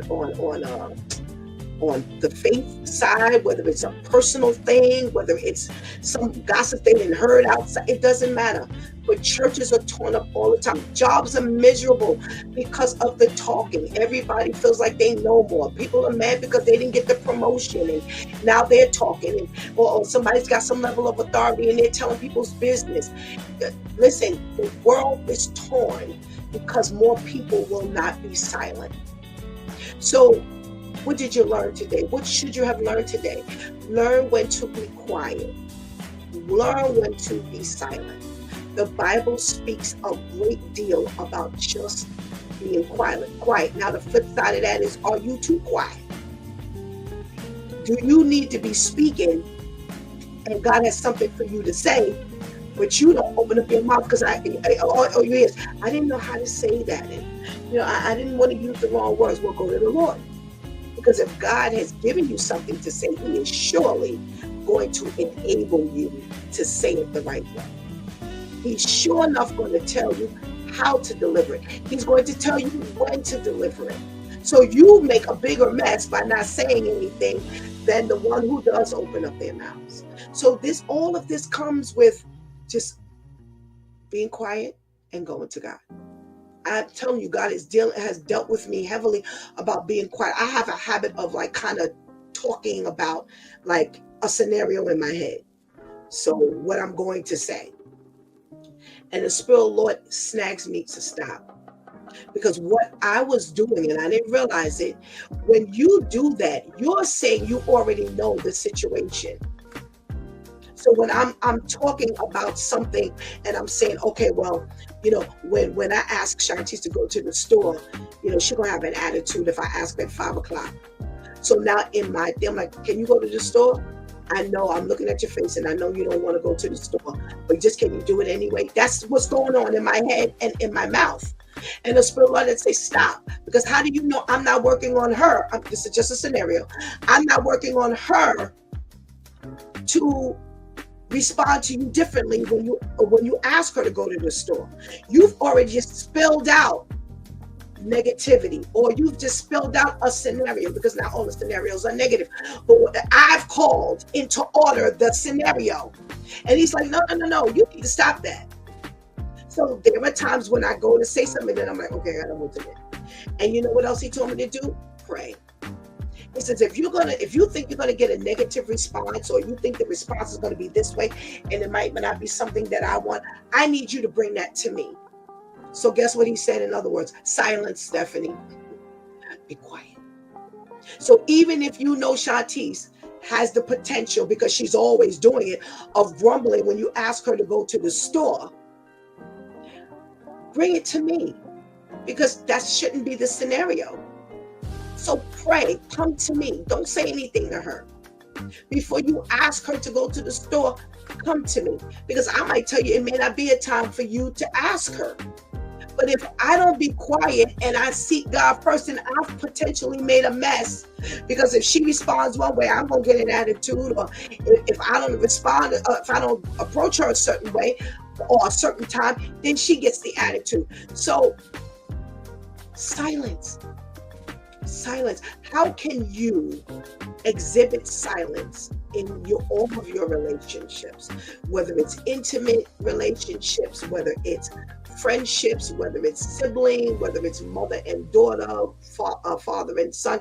It doesn't matter. At the job, at school, how can we exhibit silence more so that God can do his perfect work? Of course, we talked about it today regarding relationships. What do we do? Well, the first thing is we go to God. If we go to God and we're silent from the very beginning, meaning before we go and put our ad in the dating app, or before we let our friends set us up with dates, or before we go out and we looking at people, silent. Don't have that conversation. Go to God, so he can tell you which times you need to speak and the other times. And so, well, I thought we're not supposed to be robots. We're not being robots. We're asking for guidance. The word of God says that if you don't know, go to God, who will give abundantly. He has no problem just directing you. And if we were to seek God more, then we would be more successful in a whole lot of things. And that means even in your purchases, even in the people that you talk to, the people that you don't talk to, with interactions with anything and anybody. If we sought God first, we'd be amazed at how things would turn itself around. Because we need a lot of work. And we think we're so ready and we think we're so on point. But in actuality, God needs to work on us. So let's get this done. Let's get this done. Let's exhibit that silence. And let's make God happy, because we are coming to him and he will give us things to do and say that we would never even think. The results that we would never even understand that we have the potential of getting. Again, I ask you to please join me tonight at 9 o'clock. So there's more to be said. I'm letting God dictate what it is we talk about. But I have to tell you, I have gotten some extremely, extremely fantastic responses to that segment. So don't miss out. You've been watching It's Due Time with Pastor Steph. Join us Monday through Friday from 7 a.m. to 9 a.m. where we discuss matters of the heart, mind, and spirit. As you go through your day, be sure to set your mind on things that are above, not on things that are on the earth. They will only serve as a distraction. Remember, prayer changes things. It's Pastor Steph signing off, and I want to thank my Due Time crew for always coming through big time. Thank you for hanging out with us and helping us do what we do and keeping that chat room live. Please do not miss this opportunity to give Christ your life right now. Please do not miss this opportunity to strengthen that relationship with the Lord right now, because little is not promised to any of us. Until later, God spares, where there's more to be said. Come on in the room at 9 o'clock and see what we're talking about and lend to the conversation. That's not a time for you to be silent. All right? All right. But until then, I love you.